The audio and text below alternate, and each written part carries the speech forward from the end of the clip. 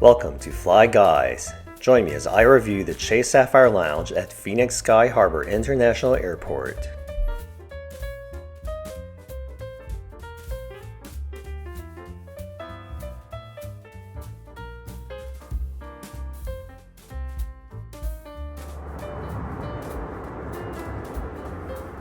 On a recent trip to Las Vegas, I had a layover in Phoenix, which gave me the chance to check out a couple of lounges I hadn't visited before.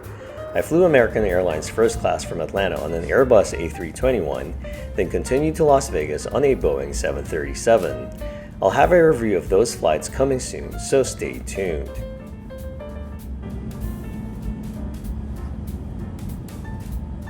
Phoenix Sky Harbor is currently the 13th busiest airport in the United States. It serves as a hub for American Airlines and a base for Frontier and Southwest. The airport is said to have handled around 52 million passengers in 2025. It consists of two terminals, with Terminal 3 serving mostly domestic airlines and Terminal 4 handling the majority of traffic, including American and Southwest flights.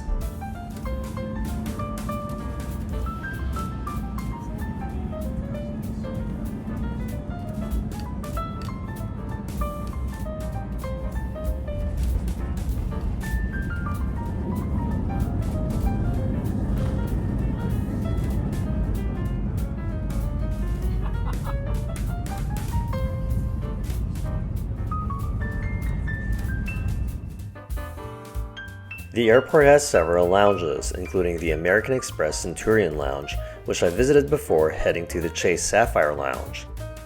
I recently reviewed the Centurion Lounge on my channel, and I'll post a link to that review in the description below.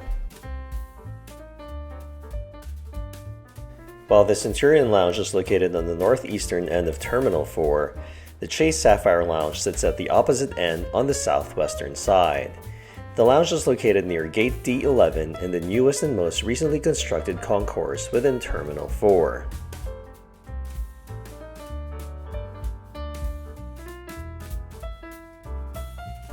The lounge opened in November of 2024 and sits at a relatively small 3,500 square feet. I was able to access the lounge using my Chase Sapphire Reserve credit card, but Priority Pass members can also access a Chase Lounge once per calendar year.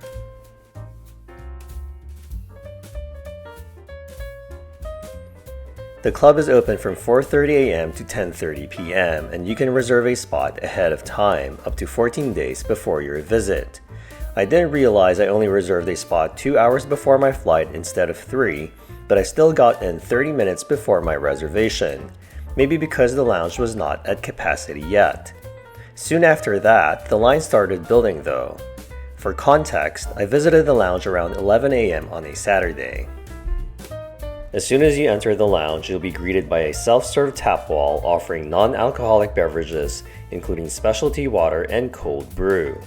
Turning left, you'll find the bar and a few high-top seats lining the windows, offering views of the airfield and the distant mountains.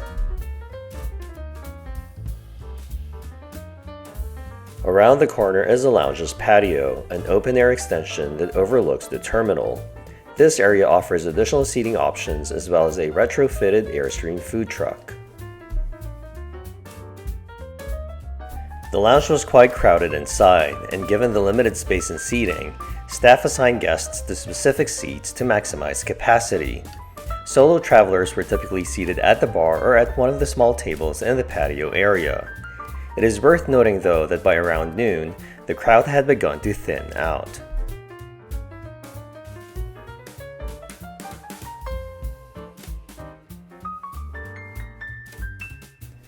On the other side of the lounge, you'll find a small seating nook with a faux fireplace and an art piece from Navajo Nation artist Matthew Kirk. This area is also home to the main buffet and the lounge's only 2 single-occupancy restrooms. The restrooms are stocked with Apotheke branded toiletries, though it's worth noting that the lounge does not offer shower facilities.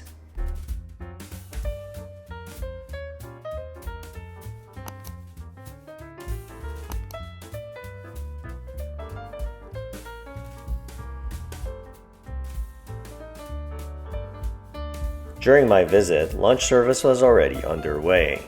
On one side of the buffet included braised beef rigatoni bolognese, spring ratatouille, smoked pork sliders, adobo glazed chicken thighs, and lemon saffron rice. The next side featured lighter fare and desserts including pita chips with hummus, quinoa salad, mocha latte cake cups, Caesar salad, roasted carrots with harissa yogurt, a citrus chicken cabbage bowl, and Greek salad. The third section serves as the beverage station. The lounge offers coffee from Arizona-based Press Coffee along with several tea selections. A refrigerated case below is stocked with canned sodas, sparkling water, and apple juice. On top of that, food is also available at the Airstream food truck in the patio area. The lounge has partnered with Phoenix-based Oaxacan-inspired Mexican restaurant Gallo Blanco and offers chilaquiles and beef chorizo tacos for breakfast, as well as shrimp and grits, a chicken al pastor taco, and pineapple passion fruit tres leches from 11 a.m. onward. The food in the lounge is definitely much better than the Centurion Lounge I just visited in the same terminal, in terms of quality, flavor, and presentation.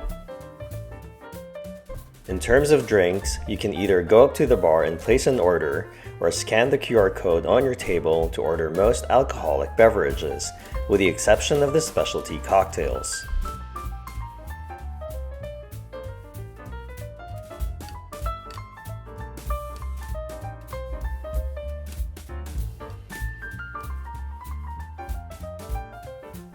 Here is the lounge's food and beverage menu, including the cocktails that you can only order at the bar.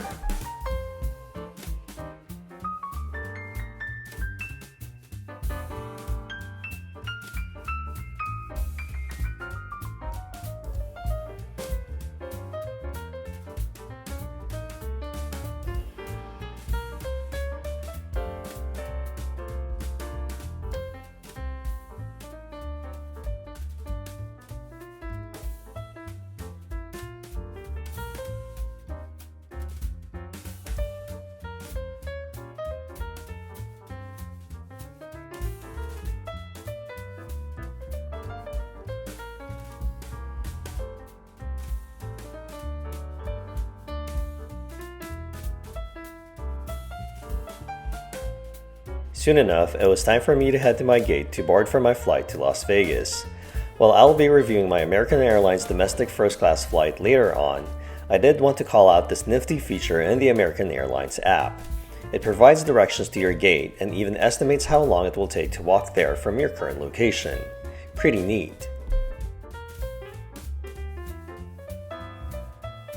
Overall, I was pleasantly surprised by the Chase Sapphire Lounge in Phoenix. Although it was small, the lounge does a good job of making the most of the space, and it's definitely better than waiting elsewhere in the airport. The staff were friendly and efficient. The food and beverage offerings were quite good, and the ability to reserve a spot ahead of time, potentially eliminating the need to wait in line, helps alleviate one of the biggest frustrations of accessing credit card airport lounges these days. I would even go as far as to say that it may be worth arriving at the airport a little bit early, if only to settle in and relax here before your flight.